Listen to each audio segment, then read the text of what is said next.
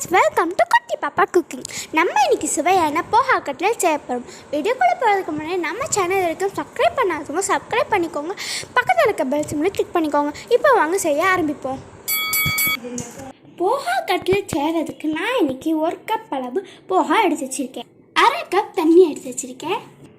இப்போ நம்ம இதை ஊற வச்சு எடுத்துக்கலாம். இப்போ இதை நல்லா கழுவி 10 நிமிஷம் போல் ஊற வச்சுக்கலாம். 2 உருளைக்கிழங்க வேக வச்சு தோல் எடுத்துட்டு மேஷ் பண்ணி எடுத்துக்கலாம். நல்லா ஊறிடுச்சு. இப்போ நம்ம மசிச்சு வச்சுருந்த உருளைக்கிழங்கு சேர்த்துடலாம். 1 வெங்காயத்தை பொடி பொடியாக நறுக்கி வச்சுருக்கேன், சேர்த்துக்கலாம். மல்லித்தலையை பொடி பொடியாக நறுக்கி வச்சுருக்கேன், அதையும் சேர்த்துடலாம். 1 ஸ்பூன் தயிர் சேர்த்துக்கலாம். 1 டீஸ்பூன் சில்லி பவுடர் சேர்த்துக்கலாம்.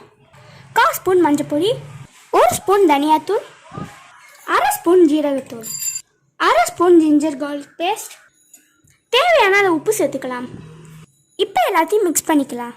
சோள மாவு எடுத்து ரவுண்ட் ஷேப்புக்கு உருட்டி கட்லெட் ஷேப்புக்கு கொண்டு வந்துக்கலாம். எல்லாத்தையும் இப்போ நான் கட்லெட் ஷேப்புக்கு கொண்டு வந்துட்டேன். இப்போ ஒரு பேனில் 2 டேபிள் ஸ்பூன் ஆயில் சேர்த்துக்கலாம். இப்போ நம்ம செஞ்சு வச்சுருந்த கட்லெட்டை நல்லா ஷாலோ ஃப்ரை பண்ணி எடுத்துக்கலாம்.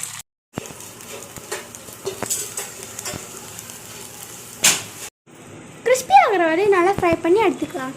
அவ்வளோதான் ஃப்ரெண்ட்ஸ், நம்ம சுவையான போஹா கட்லெட் ரெடி. இப்போ நம்ம அதை சர்வ் பண்ணிக்கலாம். Okay friends, thank you, bye bye. Thanks for வாட்சிங் my video. Please subscribe my channel.